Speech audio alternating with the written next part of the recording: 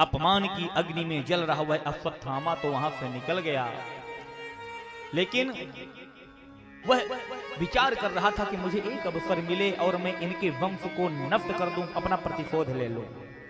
एक दिन ऐसा अवसर आया, ठाकुर जी द्वारिकापुरी जाने के लिए तैयार हुए। रथ पे एक चरण ऊपर धरा हुआ है और एक चरण नीचे है। जैसे ही बैठने वाले थे, उसी समय सामने से एक देवी दौड़ी दौड़ी चली आ रही है। पाहि पाहि महायोगिन देव देव जगतपते, नान्यं त्वदभयं पश्ये यत्र मृत्युः परस्परम्। प्रभु, हे महायोगिन, हे ठाकुर, इस समय मुझे आपसे बढ़कर के मेरा रक्षक कोई और दूसरा दिखाई नहीं देता। अब आप ही मेरी रक्षा कर सकते हैं। सरकार, मुझे मेरी चिंता नहीं, मेरे गर्भ में पल रहे बच्चे की चिंता है। ये कौन थी? देवी उत्तरा, अभिमन्यु की पत्नी। महाभारत के युद्ध में अभिमन्यु तो वीर गति को प्राप्त हो गए, लेकिन उनकी पत्नी गर्भ से थी, इसलिए वो सती नहीं हो पाई। गर्भ में पल रहे बच्चे को ही केंद्र में लेकर के अश्वत्थामा ने ब्रह्मास्त्र चला दिया था। अब उस जलते हुए बाण से जान बचा करके उत्तरा जी जाकर के ठाकुर जी के चरणों में गिर पड़ी।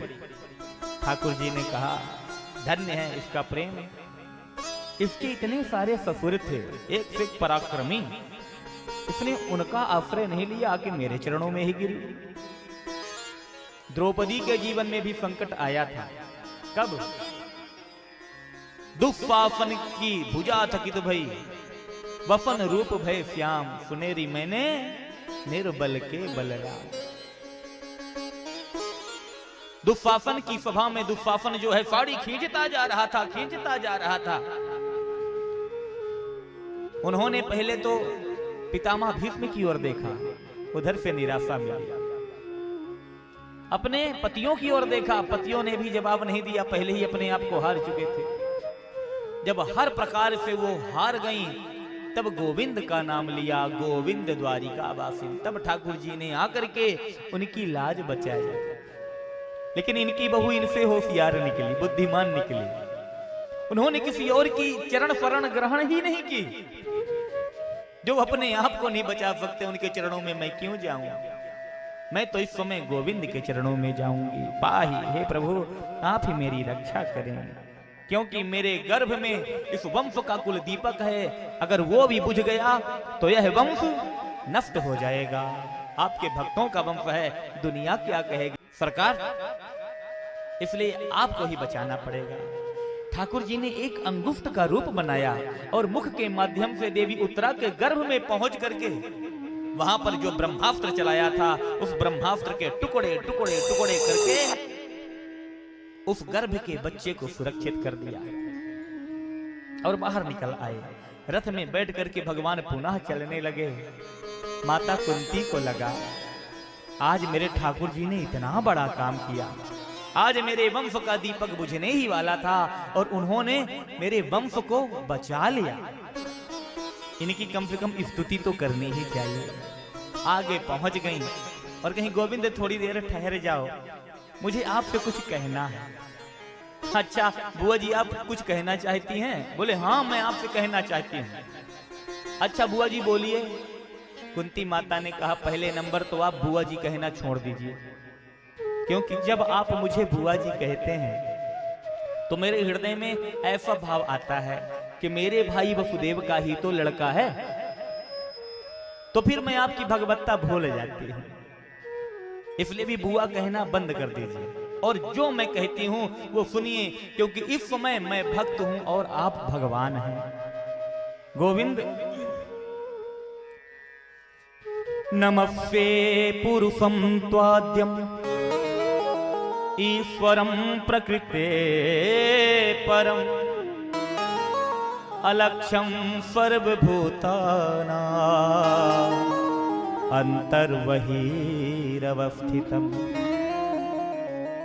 26 श्लोकों में माता कुंती ने स्तुति की है। कहती हैं, हे ठाकुर, मैं जान गई आप मेरे भतीजे नहीं हो, आप वसुदेव के भी बेटा नहीं हो। कौन हो बताऊं? बोले हाँ बताइए। बोले पुरुषम आद्यम, आद्य पुरुष आप प्रभु आदि पुरुष हैं, परमेश्वर हैं, प्रकृति से सर्वथा परे हैं। प्रकृति आप से है, आप प्रकृति से नहीं हैं। प्रकृति के कण कण में आप विराजमान हैं, किंतु प्रभु अलक्ष्यम। दुर्भाग्य की बात यह है कि आपको कोई देख नहीं पाता। सबके हृदय में आप विराजमान हैं, लेकिन आपको कोई देख नहीं पाता प्रभु। नियरे भये निरखत नहीं, लानत ऐसी जिंद, तुलसिया संसार को भयो मोतिया बिंद। प्रभु सबको मोतिया बिंद चढ़ा हुआ है, कोई आपको देख नहीं पाता। क्यों? क्योंकि वो नीचे देखने का प्रयास ही नहीं करता। ठाकुर जी कहते हैं, ईश्वरः सर्वभूतेषु हृदयेषु तिष्ठति। ईश्वर हृदय में वास करता है। और हम लोग हृदय की तरफ कभी देखते हैं, किधर देखते हैं? छाती तान करके चलते हैं, ऊपर देखते रहते हैं, नीचे कभी देखते ही नहीं हैं। इसलिए वो परमात्मा कभी देखने में आता ही नहीं है। दिल में है तस्वीरें यार की, जरा गर्दन झुकाई देख ले। अंदर देखो तो सही, झुका करके शीश देखो तो सही, तब तो परमात्मा मिलेगा। और मेरा मानना एक और है नाथ, आपको लोग इसलिए भी नहीं देख पाते क्योंकि आपकी माया देखने नहीं देती। लोगों को आपकी माया ही अच्छी लगती है, आप पसंद ही नहीं आते किसी को। आप तक तो जीव की गति नहीं है। आपने देखा होगा जब रास मंडली वाले आते हैं, बढ़िया सुंदर चमकीला चमकीला पर्दा सामने लगा के रखते हैं, और पर्दे के खुलते ही पीछे रास बिहारी भगवान के दर्शन हो जाते हैं। लेकिन जो दर्शक हैं सामने बैठे हुए हैं, पर्दे की चित्रकारी को देख करके ही वो कहने लग जाए, भैया हमें तो पर्दा ही देखना है, पर्दा बहुत अच्छा लगता है, पर्दा हटाओ ही नहीं। अरे जब पर्दा ही नहीं हटेगा तो रास बिहारी भगवान के दर्शन कैसे होंगे? तुम तो पर्दे की सुंदरता पर व्यामोहित हो। जब तक वो घूंघट नहीं उठेगा तब तक ठाकुर आपके दर्शन नहीं हो सकते। घूंघट के पट खोल रे तो है पिय मिलेंगे, पट खोलना पड़ेगा। लेकिन सरकार, मैं ये जानता हूं ये घूंघट का पट उठाएगा कौन? बोले आप ही तो उठाओगे, आप हो जगतपति। सरकार, जब तक आप अपने आप को नहीं दिखाना चाहते तो कोई चाह करके भी आपको नहीं देख सकता।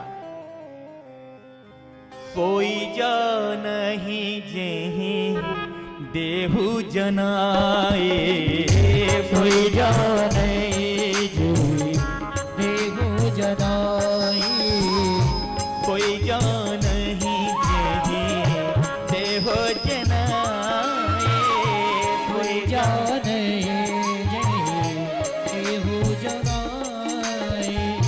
जानत तुम ही हो जाए, जानत तुम ही हो जाए, जानत तुम